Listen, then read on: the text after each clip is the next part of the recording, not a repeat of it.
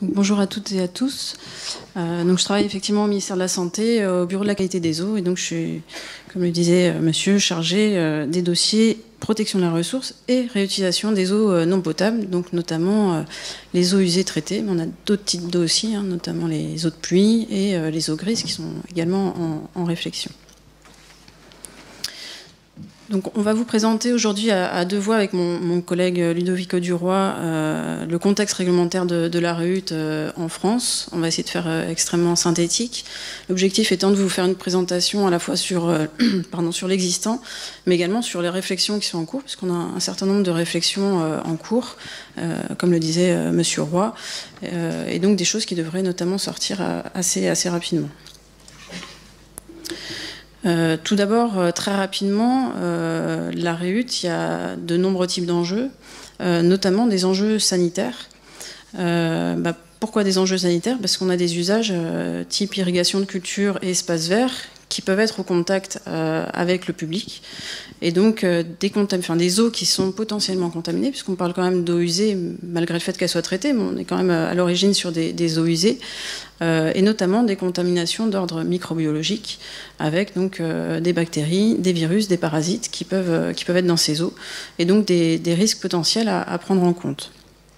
Et puis, d'un autre côté, évidemment également, une contamination physico-chimique de ces eaux qui peut être importante selon le niveau de traitement qui est apporté. Et donc, en face de ces enjeux sanitaires, de ces risques potentiels, une nécessité de protection.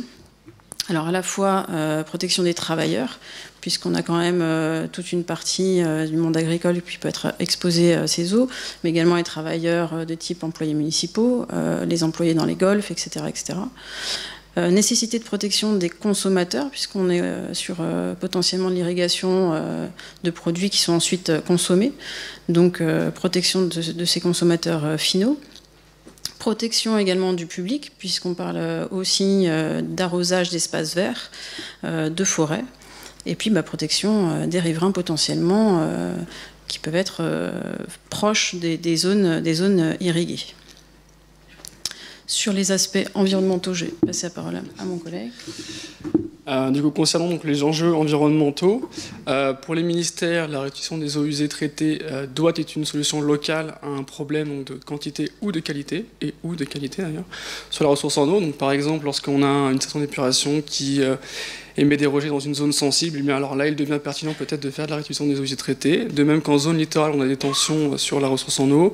Nous aussi, on a des tensions sur les zones de rejet. Donc, si par exemple le rejet est à proximité d'une zone de baignade ou d'une zone de conchiculture, là aussi, il devient pertinent de réfléchir à la réduction des eaux usées traitées. Il est évident que, par contre, on doit prendre en compte le fait que les stations d'épuration elles-mêmes ont des contraintes, par exemple en période d'étiage, où elles doivent assurer parfois un débit minimum. De même qu'il faut faire attention à ce que la réduction des eaux usées traitées ne se substitue pas à des interdictions de prélèvement en aval de ces stations d'épuration. Et donc, finalement, pour nous, en tout cas, la réduction des eaux usées traitées est un des outils de gestion et de planification de la ressource en eau au sein des bassins. Et donc, il y a une nécessité de faire une réflexion en amont sur, d'une part, donc la diminution des prélèvements, de même que la consommation. Il faut aussi forcément mener une réflexion sur la diminution des pertes dans les réseaux de distribution, ce qui est déjà le cas évidemment. Et donc d'adapter aussi les pratiques nécessitant de l'eau, parce que finalement, certes, on a une nouvelle ressource en eau, pour autant, c'est pas forcément non plus, c'est un des moyens, on va dire, de pallier parfois un déficit en eau, mais pour autant, il y a une vraie réflexion à mener sur adapter nos usages vis-à-vis de la ressource en eau.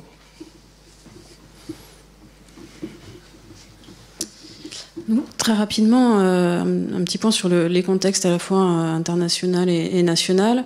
Donc l'OMS en 2006 avait sorti un guide, donc ça fait déjà 10 ans, sur l'usage justement de ces eaux usées traitées.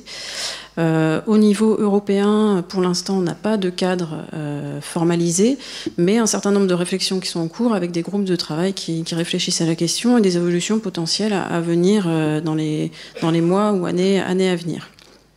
Au niveau national, l'introduction de cette réutilisation des eaux usées traitées date de la loi Grenelle 1. et avait été également introduite dans le PNAC, le Plan national d'adaptation au changement climatique, où on tentait déjà de favoriser, de développer les économies d'eau, notamment via la réutilisation de ces eaux usées traitées. Il y a eu un certain nombre d'expertises des agences sanitaires sur le sujet, puisque un des points importants qui avait été soulevé et qui a freiné, enfin, il faut dire les choses, qui a freiné justement le développement de cette réutilisation des eaux usées traitées, c'est les aspects sanitaires et les risques potentiels associés aux usages de ces eaux. Donc il y a eu un certain nombre de saisines, à la fois par le ministère de la Santé, le ministère de l'Environnement, et le ministère de l'Agriculture sur les aspects plus alimentation. Notamment une première saisine sur un avis, qui consistait à donner un avis sur un projet d'arrêté, premier projet d'arrêté, avec un rapport qui date de 2008. Et donc ces deux premiers avis, 2008-2010, ont abouti à la rédaction de l'arrêté du 2 août 2010. Il y a une troisième saisine qui a été lancée sur les aspects plus spécifiques de l'aspersion, puisque ça semblait être un point qui posait problème, notamment au niveau sanitaire, par rapport à l'exposition particulière des personnes. Et puis sur une partie également lavage de voirie, puisqu'on a un certain nombre de communes, de villes qui voulaient se lancer dans le lavage de voirie à l'aide d'eau usée traitée. Donc on avait également saisi l'ANSES, enfin l'AFSET à l'époque, devenu ANSES en cours, sur cette partie lavage de voirie, sur laquelle d'ailleurs pas de conclusion, il n'y a pas eu de conclusion possible au vu du niveau très faible de connaissances à l'heure actuelle. Donc cette saisine a abouti à un certain nombre de prescriptions spécifiques à la réutilisation par aspersion, et prescriptions vraiment notamment sur l'encadrement des pratiques et comment limiter l'exposition à la fois des travailleurs et des riverains et du public. Donc cette saisine n'a pas du tout traité des niveaux de qualité des eaux qui avaient été fixés par l'arrêté de 2010. Extrêmement rapidement, donc sur l'historique définitif du cadre réglementaire français. Première circulaire, les deux premières circulaires du ministère de la Santé datent de 91 à 92, donc ça fait quand même un certain nombre d'années, avec des recommandations du Conseil supérieur d'hygiène publique de France. L'introduction via un décret en 94 de la réutilisation dans le Code de l'environnement, qui aboutit donc à la saisine des agences sanitaires et à l'arrêté du 2 août 2010, complété par l'arrêté du 25 juin 2014 sur la partie notamment la partie aspersion.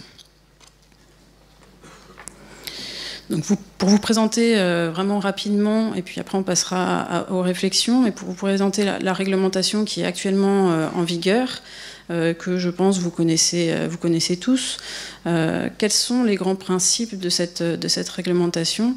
C'est une procédure avec une étude préalable sur site de 6 mois, avec un certain nombre d'analyses et de suivis à réaliser, qui aboutira ensuite à la signature d'un arrêté préfectoral d'autorisation du dispositif. On a 4 niveaux de qualité d'eau usée traitée qui sont autorisés, avec 6 paramètres qui sont pris en compte, dont 4 paramètres microbiologiques, ce qui montre bien que la principale question au niveau sanitaire qu'on se pose, c'est cette contamination vraiment microbiologique qui n'est pas forcément traitée de facto dans les stations d'épuration, qui sont plutôt là pour traiter les aspects physico-chimiques. Selon les niveaux de qualité qui vont être atteints, un certain nombre de contraintes qui sont fixées par l'arrêté, donc à la fois contraintes d'usage, donc notamment sur les types de cultures qui vont être irriguées, des contraintes de distance pour protéger un certain nombre d'activités, et des contraintes de terrain également, puisque les terrains qui peuvent être particulièrement sensibles, notamment les terrains karstiques.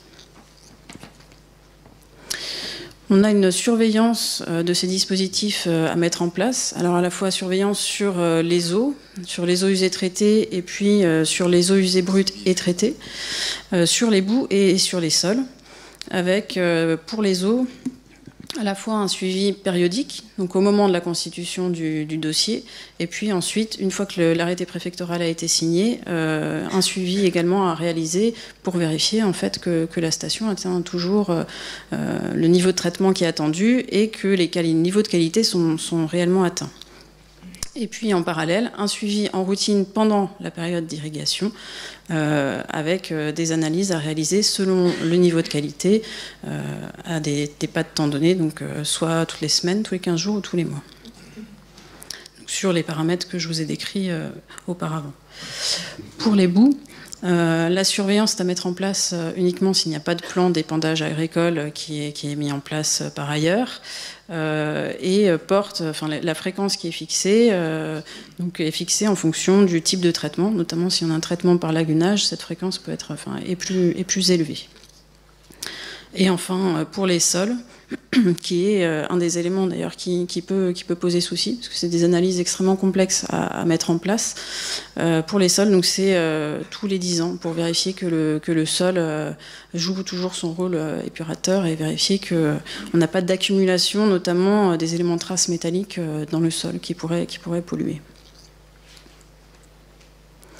Sur les types d'usages autorisés, donc on est bien sûr de l'irrigation de culture, de forêt et d'espaces verts, avec, en fonction du type d'usage, des niveaux de qualité qui ont été fixés, et également, selon les niveaux de qualité et les usages, une possibilité ou pas d'utiliser l'irrigation par aspersion, puisque comme je le disais tout à l'heure, c'est le type d'irrigation qui peut poser particulièrement problème.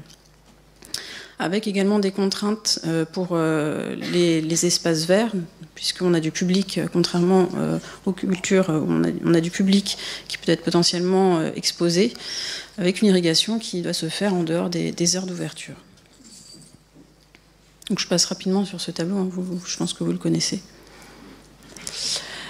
On a également des activités à protéger, puisque la réutilisation des eaux usées traitées peut permettre de protéger certains milieux, mais on a également des activités qu'il faut protéger, et avec la mise en place de distances selon les niveaux de qualité, et notamment pour tout ce qui est plan d'eau, zone conchylicole, les baignades ou l'abreuvement du bétail. Donc ça, c'est des distances qui avaient été fixées lors de la première saisine de l'AFSA.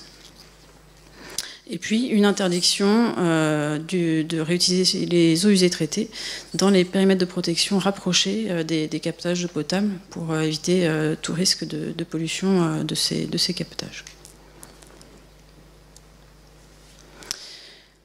Pour l'irrigation par aspersion, donc il s'agit là des modifications qui ont été apportées récemment, en juin 2014, à l'arrêté de 2010. Pour ces irrigations par aspersion, on a forcément des qualités A et B uniquement. Et puis l'introduction d'un certain nombre de prescriptions, qui a priori peuvent poser problème pour la mise en place des dispositifs. Et donc c'est notamment là-dessus qu'on réfléchit actuellement, mais mon collègue vous en parlera tout à l'heure. Prescription sur le vent, puisque la saisine, l'avis de l'ANSES avait fait l'objet d'une étude pour étudier justement la dispersion des particules d'eau et à l'intérieur des gouttelettes d'eau potentiellement chargées en micro-organismes. Donc une limitation de la vitesse moyenne du vent à 15 km/h ou à 20 selon le type d'asperceur, asperceur haute pression ou basse pression. Et puis la définition d'un certain nombre de distances par rapport à des zones sensibles. Donc une zone sensible, notamment tout ce qui est habitation, cours, jardin, etc. Avec donc selon ici la portée de l'asperceur et le type de pression, haute ou basse, des distances qui ont été mises, en prenant également en compte la présence ou non d'un écran qui puisse faire obstacle à l'eau.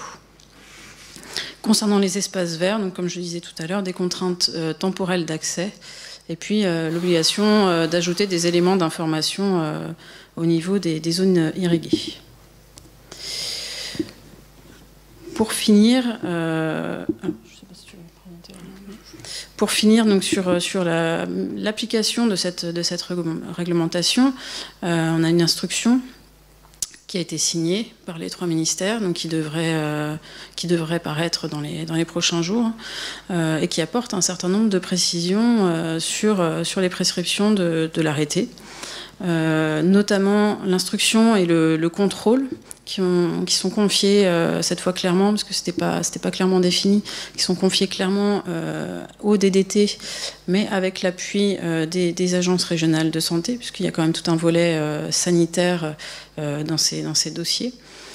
Qui définit également plus clairement, qui va plus dans le détail des compétences et des responsabilités de chaque acteur dans ces projets, puisque l'arrêté avait la volonté, enfin c'était volontaire, d'être très large et de laisser plutôt la main au local pour définir ses responsabilités. On a essayé de laisser bien évidemment l'ouverture tout en définissant un peu plus clairement les compétences et les responsabilités de ces acteurs. Un certain nombre de prescriptions qui ont été détaillées, qui sont relatives à l'irrigation par aspersion, notamment ce qui concerne les mesures de vitesse de vent, la définition des zones sensibles, sur la surveillance également, avec toute une partie sur les méthodes à employer pour les analyses, les laboratoires agréés, etc. Et puis, un cas particulier qui nous avait été remonté par un certain nombre de services de l'État, qui concerne les eaux brutes faiblement chargées en micro-organismes, pour lesquels on n'arrive pas forcément à atteindre les abattements demandés au niveau microbiologique.